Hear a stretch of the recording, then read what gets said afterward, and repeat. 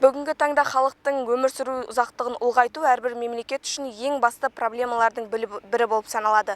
Сондықтан да президентіміз Қасым-Жомарт Тоқаев бұқаралық спорттарды дамытуға көп үлес қосу керектігін қадап айтқан болатын. Ал Түркістан қаласы облыс орталығы болған жылдан бастап әр қала аудан орталықтары қаламызға түрлі спорттық алаңдар мен скверлерді тарту еткен болатын.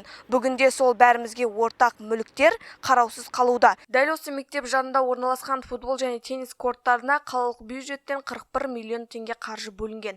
Ал мұндай сорақылыққа душар болған алаңшалар осы аймақтармен ғана шектеліп қалмайды.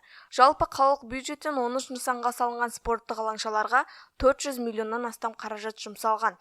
Бәрімізге ортақ мүліктің жағдайы қазіргі таңда неліктен мұндай халге душар болды? Кенеттен пайда болған ойын алаңдарына бүгінде жолаудан қалдық. Себебі алаң төңіректері осынша аз уақыттың ішінде бөлінді. Балалар үшін орнатылған құрылғының біразы бұзылып сынған. Ойын баласын апарып ойнатуға да жүрексінесің.